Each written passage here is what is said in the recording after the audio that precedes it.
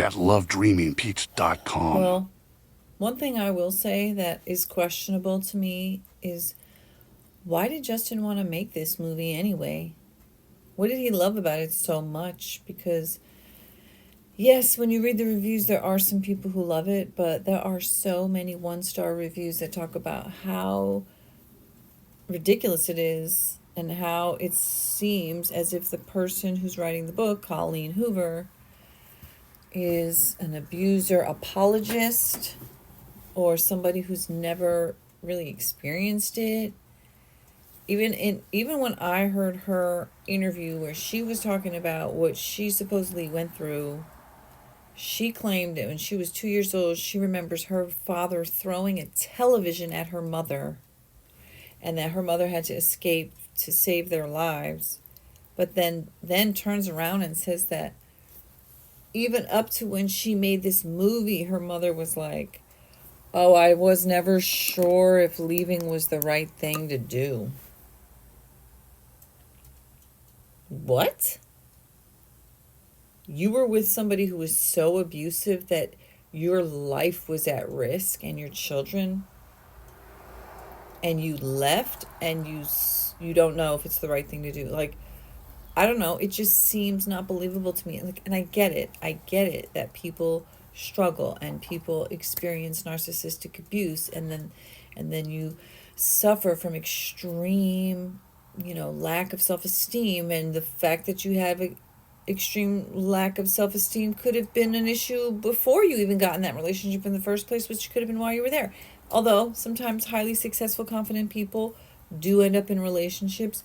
But again, there is a false narrative out there, or this idea that if you're very successful in certain areas of your life, like let's say financially or business wise, or maybe you have like great girlfriends or whatever, that somehow that always translates into your romantic relationships, which is not at all the case.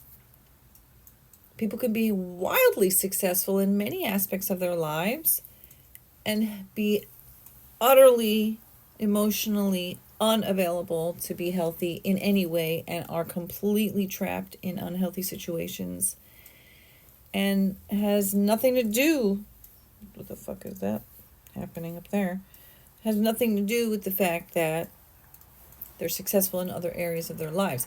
So I don't know, it just seems really strange to me that somebody who's writing a story about a domestic abuse survivor supposedly has such a skewed sense of it. It seems to me, as somebody who's lived through it, and in many ways, okay. And then, but so my main question is, like I said, my biggest problem with Justin Baldoni's way of managing how he directed this movie was, number one, allowing Blake to say, "Nah, I'm good," about seeing the intimacy coordinator, and then letting his producer tell him, "That's okay, And he's like, "I'll meet with her anyway." And she's like, "Yeah, you go ahead and meet with her, and then you'll fill Blake in." No, that was a mistake. That was Justin's mistake, number one. That just should never have happened, and he should have pushed back immediately. And I feel like a lot of this would never have even had the ability to happen, because he would have protected himself like he should have done, okay? But let's say, well, he felt intimidated because she's way more successful of an actress. She's got a lot more money, and she's got a very successful, rich, powerful husband and best friend. All right, we got Taylor here with 282 million followers. You got hubby here, Ryan Reynolds, with 53.5 million. You got this bitch with 45.1 million. This is on Instagram. Why won't it show? Then trying to find Colleen Hoover's page. Supposedly she had 2 million. She ain't got nothing there. She closed her shit down. I think I've also mentioned how I personally found it a very weird storyline, that you're supposed to be telling a story of this strong woman who's escaping from DV, but yet she's a cheating liar who she's so weak-willed that she's with this abuser. Oh, it's very fuzzy. I have to just jump in to say I didn't mean to imply that you're weak-willed if you're in a DV situation and you're struggling to get out of it. I did not mean that. I just meant that that particular character came across to me like, I don't know, like feigned strength. Because my whole thing is, if you're in a relationship, then be in that relationship. And if you want to get out of that relationship, get out of the relationship. But having some guy in the wings is disingenuous to everybody. And that is proof that you're emotionally unavailable and you're living in a fantasy. And you can't have two people hanging around but be actually healthy. So she was unhealthy. She should have walked away from both of them and gone and take care of her baby. But the whole thing was a mess. It was a wreck. It was unrealistic fantasy. Who's actually only abusive like on a couple of instances, but the whole rest of the time he's just like this wonderful hero. And then her ex from high school, who had a history of DV from childhood and homelessness, and they were all close and stuff. And then, but it's like, she's not a sympathetic character, is what I'm saying. Because when you're a lying, cheating, deceptive, fake person who is having an emotional affair, and then you actually start to have a physical affair, and you're lying about a whole lot of stuff, then, you're an abuser too. So, I don't know. I don't know what Justin saw in the book. I didn't read the book. I've just read a lot of reviews about the book, and I saw the movie, which was horrific. And everything that's coming out about it. And I just wish so much that he hadn't picked this book. And it does make me wonder about his judgment, because what did he like about this book? Why did he think this would be a good book to screen kind of thing? Why did he pick Blake Lively? Why did he keep letting her push him around again and again and again? Was he really that intimidated by her? Then when you look at the numbers, again, it's like, well, maybe he was, because of the fact that, look at how many followers she has. Look at how many followers Ryan has. Look at how many followers Taylor has. And look at how many followers he has. And, and then Colleen had 2 million. So, when you stack up Blake's, Ryan's, and Taylor's, and then you compare it to like combined 6 million between Justin and Colleen, and then Colleen is like, well, I could back this guy who's got 4 million followers, or I could back these three people who, so they have like combined almost 381 million subscribers, people who could potentially want to reach, want to watch this movie. And then Justin and Colleen was like, well, I thought you was the abuser anyhow, so I'm going to go with them. They're much more powerful and rich than you, bitch. But you know what? Sometimes the rich and the powerful are in the wrong. And hopefully this will hold up in the court of law. Again, I don't think that he is an abuser, but I do think that he may have poor judgment. Maybe this movie was very poor judgment. This book sounds like it was a POS. The movie ended up being a disaster. The person he chose was a disaster. The way he didn't stand up for what was right and for making sure, like, no, I'm not going to let you cross that line, and say no to the intimacy coordinator, because it is a crucial part of this film and any film with intimate scenes. And I feel like if he had really been standing up for what was right for women, like, I feel like he thought that what was right for women was to bend over for Blake. Or maybe he was just afraid because of the power, again, 383 followers versus 4 mil. And then you have the author who's taking their side. And, ultimately, it got to a point where it's clear that he was trapped. He had really no way out. It was either break your contracts, lose millions of dollars, and lose your reputation, be thought of as super difficult, and then like maybe not ever get to work again because you're like, fuck it, I'm not gonna do this anymore, because you're screwing around and it's real powerful. Or just make the best of a bad situation and hope that the movie in the end will be worth it all. Although I think in the end it was a fucking piece of shit movie, and it very well may destroy his career. Although hopefully it will destroy Blake's career, because that's what she deserves. And hopefully she'll never be able to work again unless it's for her fucking husband. But we'll see. There will always be people who like the white blonde lady, no matter what she fucking does, even if she's bleach blonde. So yeah, I'm gonna go through the footage and then some interviews, and then that'll wrap this up. Another long video. Hopefully my computer can save the whole thing as one. Otherwise I have to break it into two parts. So join me on this journey as I unravel and internet sleuth this case and form opinions as I go along. Lively's complaint accuses Baldoni of SH and him and his associates of seeking and orchestrating a smear campaign. Lively, he had filed his own complaint last week against Lively and husband Ryan Reynolds, working so for $400 million in damages for wages, their alleged own smear campaign amid other actions. I'm going to try to read this as fast as I can because it's only going to be up briefly. Okay. But regarding the slow dance sequence, Baldoni let the camera roll and had them perform the scene, but did not act in character as Ryle. Instead, he spoke to Miss Lively out of character as himself. At one point, he leaned forward and slowly dragged his lips from her ear and down her neck as he said, "It smells so good."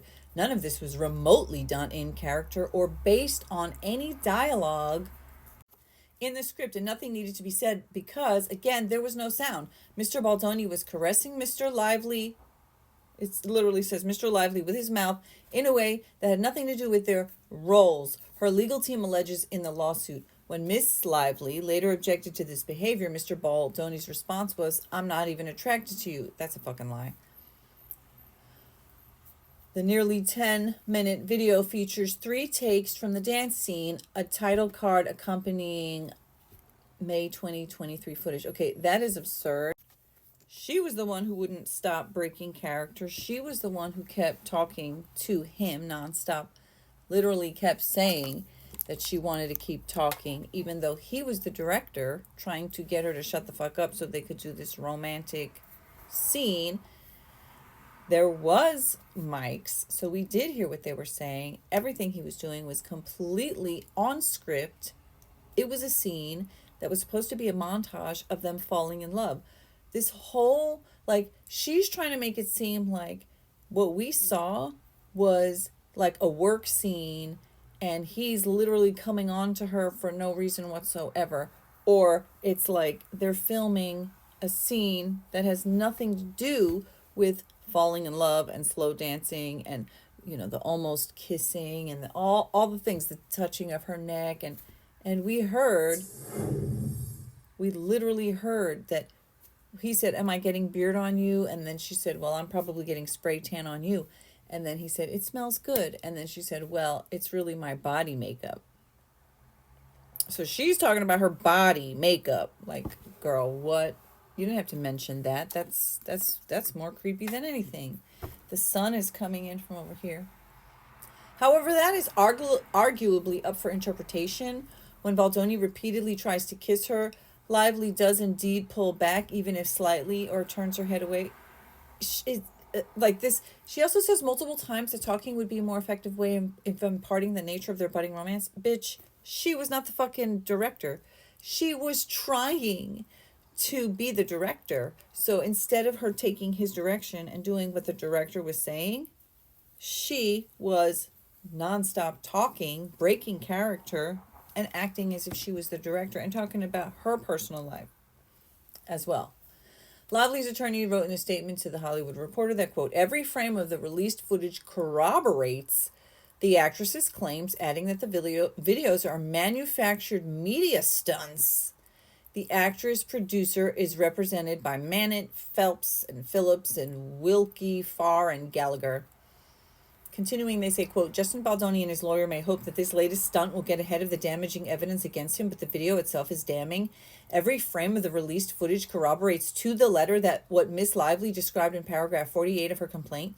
The video shows Mr. Baldoni repeatedly leaning in toward Miss Lively, attempting to kiss her, kissing her forehead, rubbing his face and mouth against her neck, flicking her lip with his thumb, caressing her, telling her how good she smells, and talking with her out of character. This is such, like, you psycho. You're the sociopath. Like, are you fucking... Every moment of this was improvised by Mr. Baldoni with no discussion or consent in advance and no intimacy coordinator present. All lies. Every bit of that is a lie. And, like, she was literally telling him what to do, and every single thing that he did was in character and for the purpose of filming a movie scene of them falling in love. It is such garbage. Continuing, they said, quote, Justin Baldoni and his lawyer may hope that this latest stunt will get ahead. Oh, okay. Every moment of this was improvised by Mr. Baldoni with no... I mean... Girl, we saw that he tried to meet with you in the intimacy coordinator and you refused.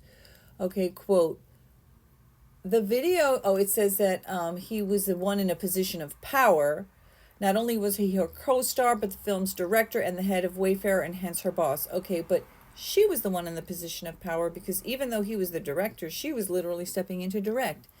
Even though he was the co-star, she literally decided that she was the one star and he was a fucking side thing. Okay, quote, the video shows Miss Lively leaning away and repeatedly asking for the characters to just talk. Right, inappropriately trying to direct the fucking film. Any woman who's been inappropriately touched in the workplace will recognize Miss Lively's fucking lies. It says discomfort, but they're lies, okay? I have been in those situations and I recognize that she's a liar. Brian Friedman, Baldoni's lawyer, is indeed a no-holds-barred litigator. While he has yet to respond, this bullshit is all Blake's trying to spin what we all saw with our own eyes. Okay, and it says, unverified and self-serving narrative while ignoring evidence that contradicted her claims. He and Baldoni are also including Disney and Marvel Studios, saying that Reynolds used the character Nice Pool in Deadpool and Wolverine to mock Baldoni. When reached Tuesday night regarding the assertion that the release of the footage was, quote, a media stunt, Friedman said in a statement to THR, The Hollywood Reporter, prior to her following her lawsuit in court, Miss Lively went to the New York Times in an effort to publicly destroy Justin Baldoni. When Mr. Baldoni exercises his right to publicly defend himself by putting forth actual facts and evidence for Miss Lively and team, this instantly becomes morally and ethically wrong. Miss Lively wants very different standards to apply to her, but fortunately, truth and authenticity apply to everyone and can never be wrong. Looking at the video and the evidence to come, I can understand why Miss Lively would now not want this to play out in public. And how many fucking typos are in this thing? They missed a period over there. They called her Mr. Lively. When reached Tuesday night, okay, I already read that part. Okay, yeah, exactly. So now she's trying to gag. She has the nerve to come out and be like, this literally proves that he was so inappropriate. Gag him, though. Pull that shit down. Right. Because it doesn't prove anything except that you were controlling. You were the one in the position of power. For their part, Lively's legal team said, quote, while they are focusing on misleading media narratives, we are focused on the legal process. We are continuing our efforts to require Mr. Baldoni and his associates to answer in court under oath rather than through manufactured media stunts. Oh yeah, like your manufactured media stunt, literally calling this man an abuser. She was out here saying that these are abuser tactics and DARVO. Deny, attack, reverse, victim offender, which is exactly what she's doing. She is fucking trying to DARVO him. She is vicious. She's scandalous. She's straight up evil. She's a no talent fucking rich bitch who got a couple nose jobs and then thought she had the right. Okay, now that's the end of the article. She literally told this man, oh, I've been wanting to address this just shut things down, take an insurance month, and get that fixed. Talking about his nose. And then he's like, cut, huh? And he was laughing to me what seemed like very put on laughter, uncomfortable. And I don't know why he was like, yeah, that's why we hired Jane Slate, because our noses match. I don't know exactly why he said that, because that's kind of not nice. But I mean, on one hand, it's like, well, his nose is nice, his nose is beautiful, and Jenny's nose is beautiful, and Blake is the one who went and got her nose chopped up God knows how many times to get that giant schnoz down to size of what it is now. I mean, I have quite a large nose. I used to hate it as well, but I got it from my daddy. So now I just love it, because it is, when I learned what nose jobs entail, I was like, oh, maybe should just better learn how to love myself. Love what your mama gave you and your daddy and whatever.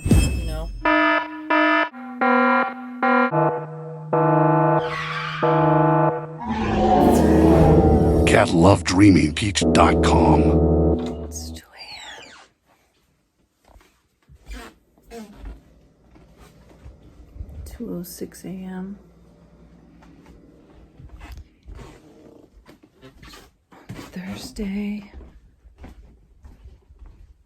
Thursday, January 23rd. So I should be going to sleep right now. That's what I should be doing. And I recorded that footage that Justin Baldoni released of the filming the dance scene, the falling in love scene, where they were acting as two actors in a movie, and the scene that they were playing was supposed to be part of a montage of them falling in love, dancing romantically. So he released the footage, which proves, to me, it proves, number one, that Blake was 100 million % thinking she was in charge. Like, literally, she was telling him where to stand, telling him where because of the lighting, telling him how to behave, telling him how to act, telling him that they should keep speaking. Then, he was trying to direct her, and he says something like, well, I know you and Ryan, talk all the time, me and M, and then she cuts him off to say, oh yeah, we talk all the time. And he was like, me and M, we'll just stare at each other for 10 minutes, 5 minutes. And he did say, you would probably find it terrifying, which is kind of funny, because it's like, I guess he already clocked her as not a very deep person. And then, and she's like, oh yeah, I'd be like, I found a psychopath. But the whole thing, and then there's like this one part, I wish I could hear what she said, what he said. But it sounded like he was like, okay, well, I'm going to let you direct this. And then she's like showing her fancy Louboutin shoes and like telling them, it's getting cropped out. You have to get my sparkles. Thank you. Like, wow. I didn't see him doing anything inappropriate whatsoever. I saw him talking about lips really close together and not kissing. And then there was a part where he was like, oh, let's get this. And he goes to do her neck, because part of the script, part of the movie is that Atlas, her boyfriend from high school, had carved her a little heart out of an oak tree, that they talked about how strong the oak tree was. And then so suddenly she got a tattoo. And then Ryle Justin's character ends up becoming fascinated with the thing, not knowing what it's for, and he's kissing it and stuff all the time. Okay, so there's that part where he's like, going at her neck, and he says at one point, "Oh, am I getting beard on you or something?" And then she's like, "Well, I'm probably getting spray tan on you." And then he's like, "It smells good." And then she's like, no, it's my body makeup. Like, why? What? So how in any way is that him being creepy or inappropriate? And it's like anybody who's looking at that footage, like she did, she's like, oh, it proves exactly what I was talking about. And anybody who's been, inappropriately touched knows what it feels like. Are you fucking kidding me? This isn't a date. This isn't a real date. This is a pretend falling in love scene in a movie. They're actors. You're not filming two people on a date and he's trying to go in for the kiss and she's like, no. Blake is basically claiming that we're witnessing a totally inappropriate moment where he's coming on to her and she's pushing him off, when in fact she's trying to direct the movie and not listening to what she's supposed to be doing and pretending that it's real. She's pretending that any of the things that he's doing is real. It's acting a role in a movie. They said it has nothing to do with the script. It is literally the exact point of that scene. How dumb. They're literally actors acting in a scene where they are meant to be falling in love. It's so asinine and moronic and idiotic and just immature and like sophomoric. It's like middle schoolery to be like, oh my God, he was like trying to touch me. Like, bitch, he was acting. It's just so unbelievable. It's not believable. It's not credible. And it's like, she obviously wanted control and she probably wanted him swooning for her. And you can see the second he's like cut, he is out of character. And she's the one that won't stay in character. She's the one who won't take direction. She's the one who does not know how to behave like an actor in a movie, acting in a scene, taking direction from the director. She thinks she's the director. She thinks she's in charge. And then after that, I record a little bit of some interviews and stuff. Oh, let me say, so I'm not into Colleen Hoover. I'm getting ick vibes from her. I'm getting that she totally fangirled. So Justin Baldoni reached out to her because he was so into her book. He wanted to turn it into a movie. And then, she was excited and she agreed, even though she was hesitant and she'd gotten screwed over before. And so she was like, cautious, but she was excited. And then he was like, I'd love to. And she agreed. And then he got Blake to come on. And I feel like she was so starstruck about Blake. And she knew that Blake was such a bigger star, I guess, than Justin, that she was like, oh, I'm all in with Blake. And whatever Blake says goes. And whatever Blake says, I'm believing it. I'm going to suck her toes or whatever the fuck, because I want to be in on the in crowd. And like somebody said, this might be cruel and wrong and not true, but somebody said a comment. Maybe this was Colleen's first time being in with the in crowd, the cool girls, and she wasn't going to give that up for Justin. So I'm like, I don't like her. I feel like she threw Justin under the bus. And like I said, the fact that she came out right away and was like, you know what? I think you give me Ryle vibes. I think you could do it.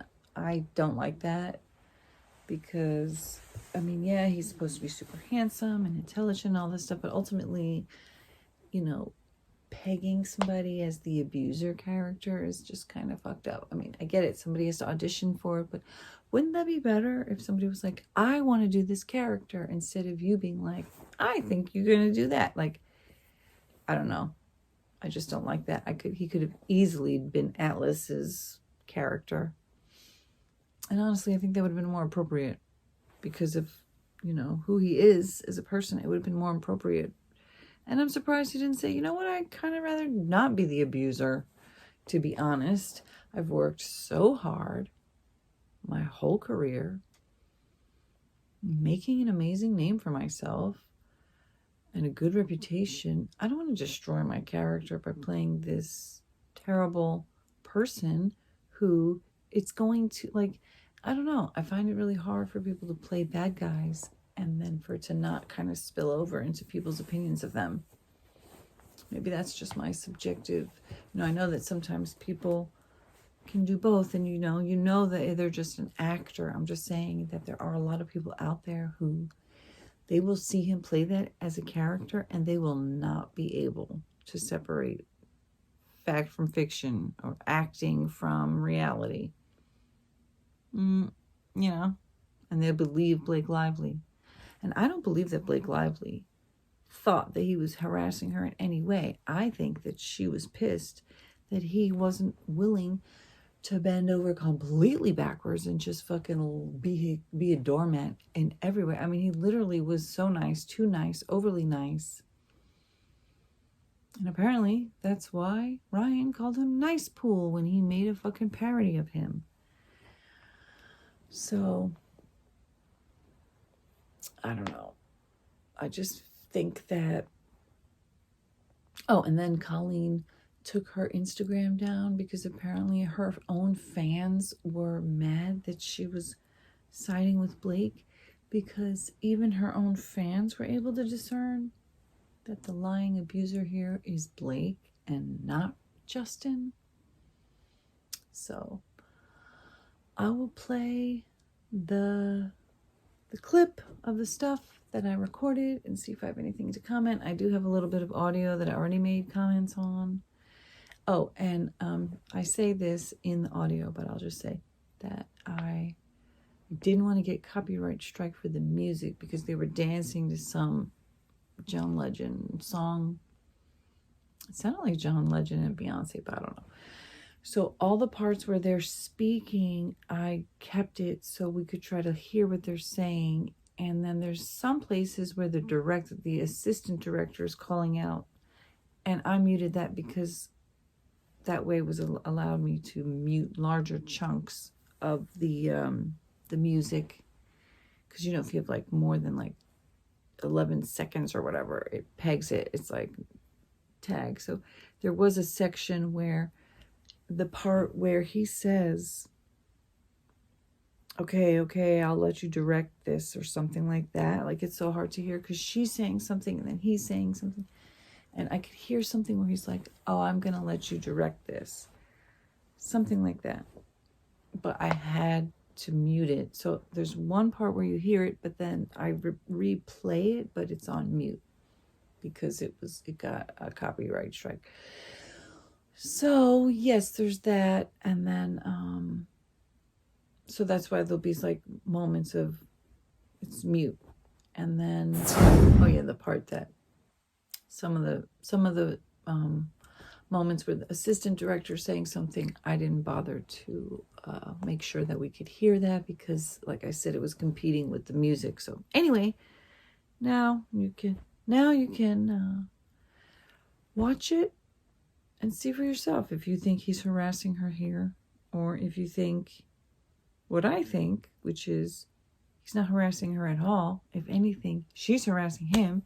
She's trying to do his job. She's not shutting the fuck up. She's not taking direction. She's not listening to what he wants her to do. She's interjecting what she wants to do. And she says repeatedly in various places that those were her clothes. That was her wardrobe. She literally is just trying to make the character be her. Oh, and then at this clip in the end, in one of the interviews, she's talking about how she knew this character. She was so protective of her. She wanted to make sure that the character was 2 feet on the ground and well established and all this stuff. And it's like, so you just basically, you decided what you wanted the character to be. And then she's like, this is Colleen's character. But she completely iced out Justin.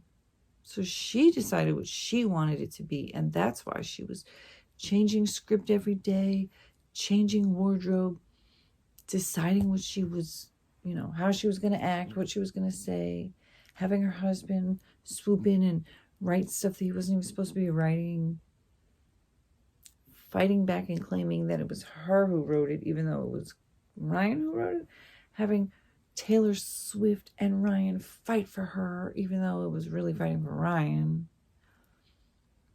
Then going on a weird psychotic tangent talking about how she's Khaleesi from Game of Thrones and they're her dragons. Like, you're a psycho, you overbearing bitch. It would just be really nice. It'd be really nice to see some fucking... My hair is drying. It would be really nice to see some overbearing fucking cunt twat bitch asses who think that just because they have some money and plastic surgery that, they can just swoop in and literally destroy a man's entire life. Like, it's one type of evil to swoop in and steal a man's entire project that he's been working on for 5 years, and to just decide that you want to just take it for yourself so that you can get the right, so that you, like, it's just so fucked up to do that. But as if that wasn't enough, you did that, and then you turn around and you want to destroy him completely, like destroy his career, destroy his livelihood, destroy his ability to earn money, destroy his reputation, make people think he's a sexual predator, all because you wanted to steal his movie, and then you got backlash because you're a fucking bitch and people noticed. What? So yeah, it'd be nice to see them get deflated, give that money to Justin, because he deserves it. You fucking lost him so much money already. He had a lucrative career, and he had a bright, bright future. And hopefully he still does. Hopefully he will. And that this isn't going to destroy him. And I feel like the people who are pro Blake are the same group of people who are pro Amber Heard. And there's just always going to be a small group of deranged, believe all women and all men suck kind of attitude who refuse to see the truth because Blake Lively's got a vagina, so therefore you got to believe everything she said, and Justin is a penis, so therefore he's a bad guy. Like, no, that's just not how it works. We believe all victims, and in this case it's Justin, not Blake. My opinion. It's 2:33 a.m. I really should be sleeping, but I'm gonna go ahead. Miss Lively's complaint alleges that during a scene Mr. Baldoni and Miss Lively were filming for a slow dance montage, Mr. Baldoni was behaving inappropriately. The following videos, captured on May 23, 2023, clearly refute Miss Lively's characterization of his behavior.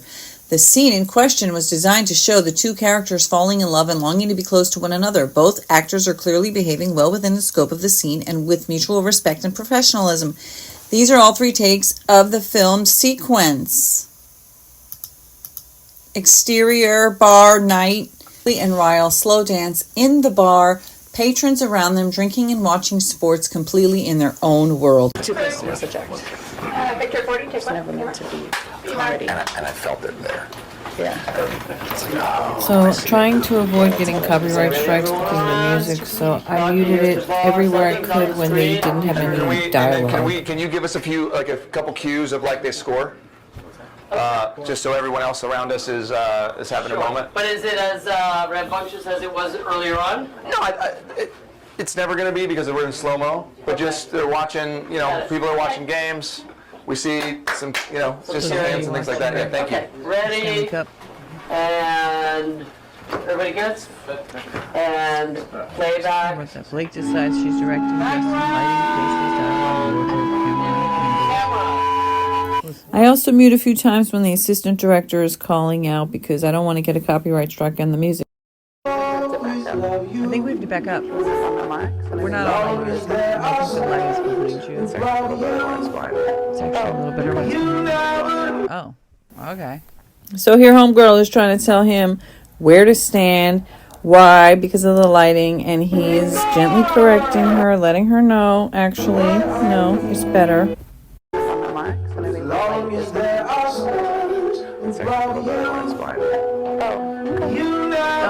Okay.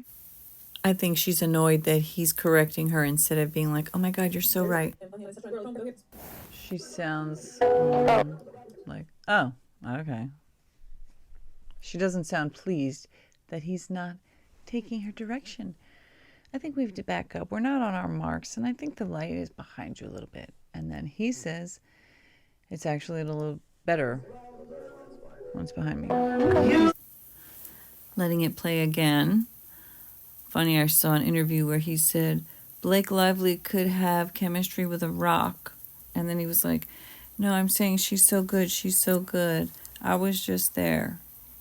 And, he really, really, really went above and beyond to praise her and to let her have her way. And to say that he's being creepy when it's literally he's supposed to be like falling in love. It's ridiculous. Et cetera, et cetera. Then she's going to start talking about how she wants to keep on talking. And he does say, I know you and Ryan do that, me and M. And then she cuts him off. And then they have a little convo. M is his wife. He's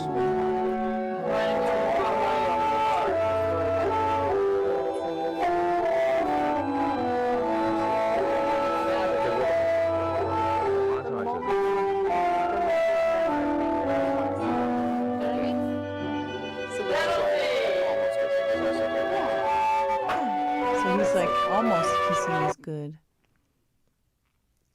They are supposed to be acting like they're falling in love.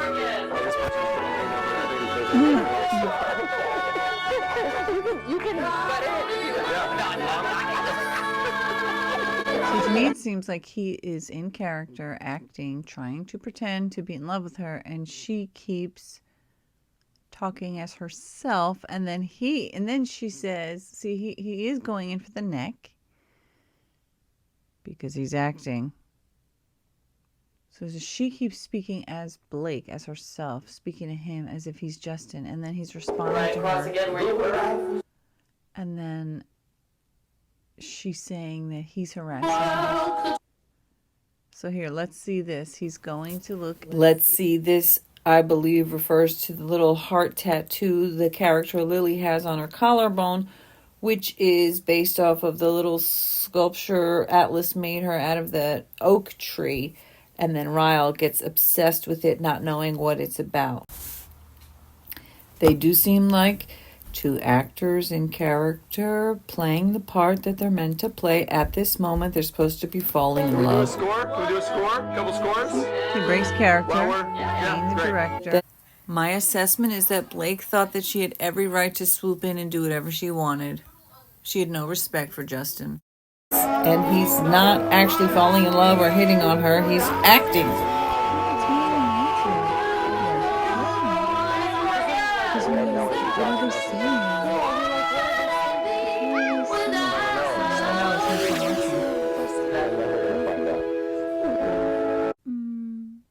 So she's, I know you and Ryan talk all the time.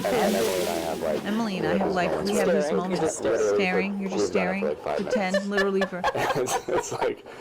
I think you would find it terrifying. You just literally look at each other laughing. Yeah, I'd be like, yeah, hold on, go back.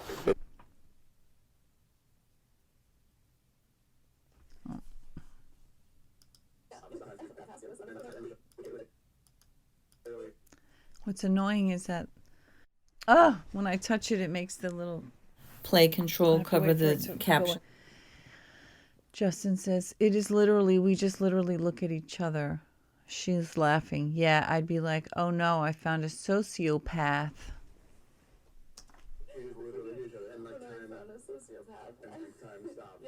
And then time stops. Yeah. But like that's just how it's been for us from the beginning. So he's talking about how him and his wife are able to just stare into each other's eyes without talking and get lost into each other. And she won't stop talking. And then she's like, no, we're like, oh God, there's not enough time in the day to talk, meaning her and Ryan. Oh. He's like, oh yeah. And she's like, it's like, oh my God. And I forgot to tell you something else. Listen to this. Oh, I think that's cute. You guys are really cute. I think it's more than cute. They won the Stanley Cup.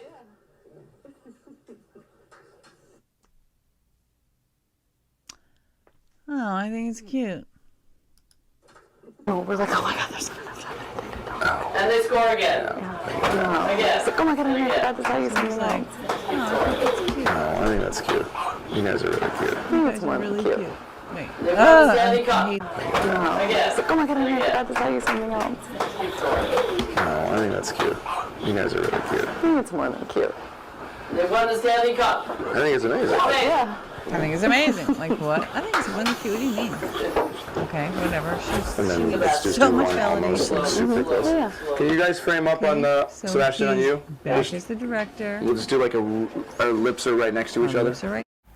This is a perfect example of Justin is the director. He is trying to direct the scene so he can get the shot where they are about to kiss or almost gonna kiss. And it's literally exactly what the scene calls for, what they are there to do.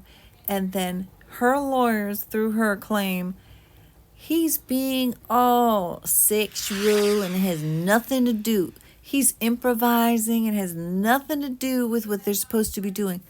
You are lying. You are gaslighting. You are trying to make us think that what we see and hear is not what we see and hear. But we don't believe you, Blake, because you lying. You a liar. Next to each other. But I think you should start talking. But I think we should start talking. Yeah. Yeah. Still rolling. Do you know what I mean? Don't give it to them. Don't give it to them. They want it. Don't give it to them. Just keep restraint. Yeah. Restraint, Do yeah. a little bit of restraint. Restraint. Right, come on back. She refuses to let him direct her. I think this is like incredulous laughter. Like, I can't believe she's just like dance move, improvising, choreographing instead of like doing what I literally said, lips almost together, and she's fucking twirling. And the couple by the bar walk towards us, cross. What is that? Never know your name, sorry. Ponytail lady. And then Cross this way, cross this way. Take your date and cross this way. Let's watch this. She's going to tell him to get a nose job. I know. And my nose is so big. I was hoping that we could address this. It's not too late. Just gotta shut down. We're gonna call an insurance month and just deal with that. Call Yeah, I an know. insurance month. This bitch. This fucking bitch. She loves putting people down. I was hoping we could address this. Just gotta shut down, gotta call an insurance month, and just deal with that. His big nose. His big nose. And then, he says, yeah.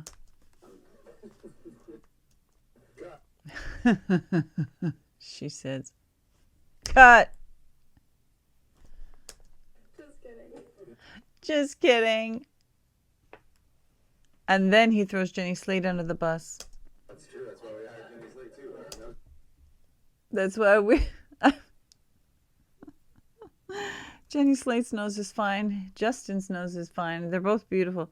No, it's true. That's why we hired Jenny Slate too. Our noses match because they're supposed to be siblings.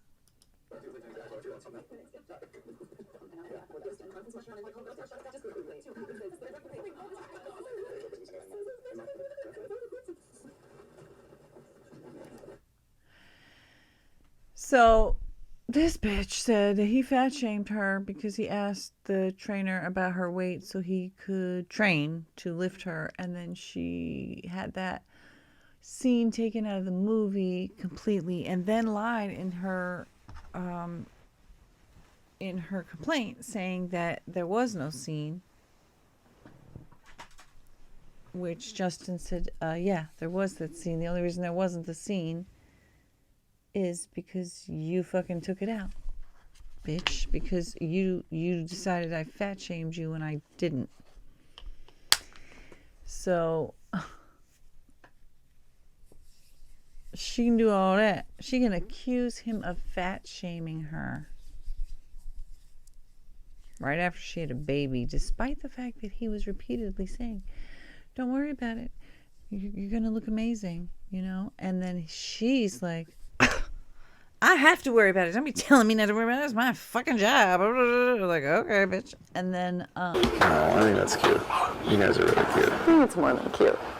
They won the Stanley Cup. I think it's amazing. Yeah. And then let's just do one almost like super close. Yeah. Can you guys frame up on the Sebastian on you? Yeah. We'll just do like our lips are right next to each other. Yeah, gotcha. But I think you should start talking. Okay. Do you know what I mean? Yeah. Yeah. Okay, ready? Still rolling. Don't give it to them. They want it. Don't give it to They them. score. Just Right. keep restraint. Yeah. Let's do a little bit of restraint. Right, come on back.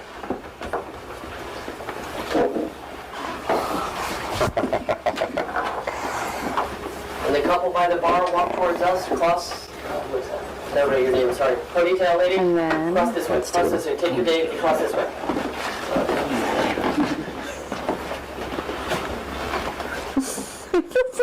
I know. And my nose is so big. I was hoping that we could address this. It's not too late. Just not too late. Just gotta shut down. It's not too late. Just gotta shut down. We're gonna call this. he sounds disgusted to me, honestly. He's trying to play it off and laugh. gotta shut down. We're gonna call an insurance month and just deal with that. So do you think Harvey Weinstein told her that? Or maybe Woody Allen? You think somebody told her that she should get a couple of nose jobs and fix that problem? Or do you think she's just a fucking a-hole who wants to make other people feel like they should be insecure about the things that she was insecure about? She should have said, yeah. He should have said, yeah, can I have the name of your surgeons?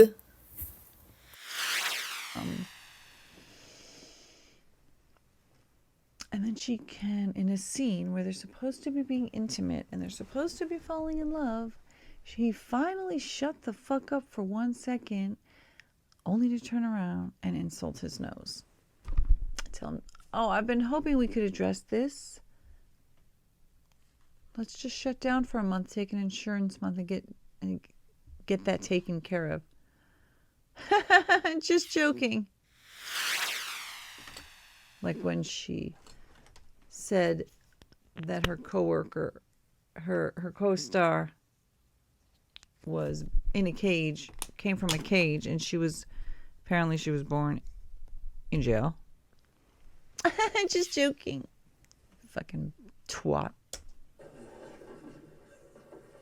Oh, if you don't like cursing, bye. I know. And my nose is so big. I was hoping that we could address this. It's not too late.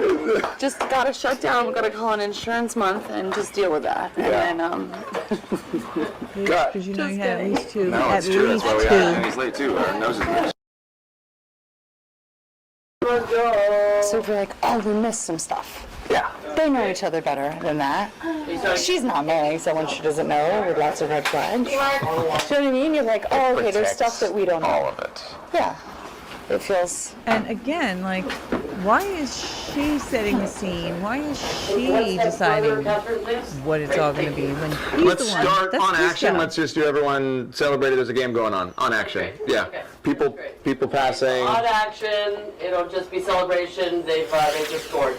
Ready and Well, I'm gonna lay back. get your hat in there. Lay back. And then I'll take it off like I was trying to kiss you. Back around. There you are. That's a sticker, good. This is a sticker. No, there's no sticker. And they score! They score! As long as there are scores.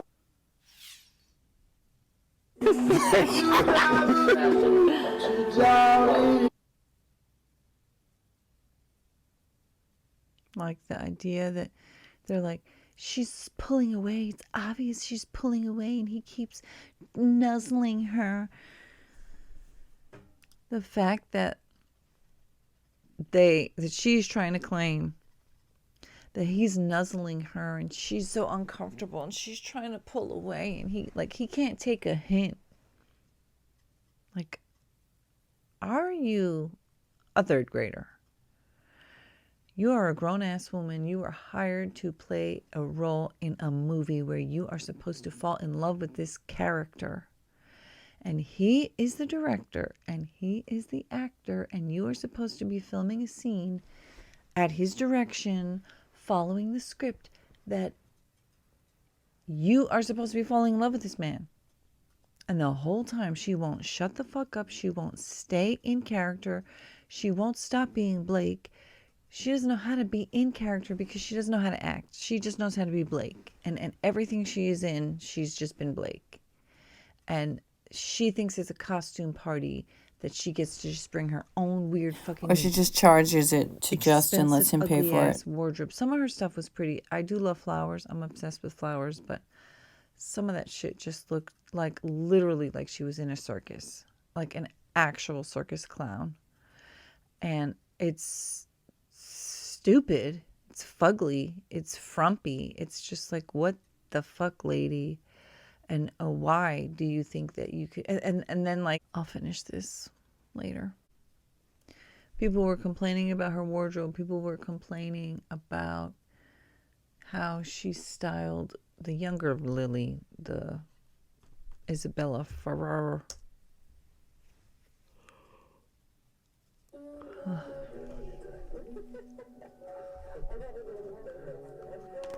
Oh, here. So this is supposedly another moment where he's sexually harassing her here.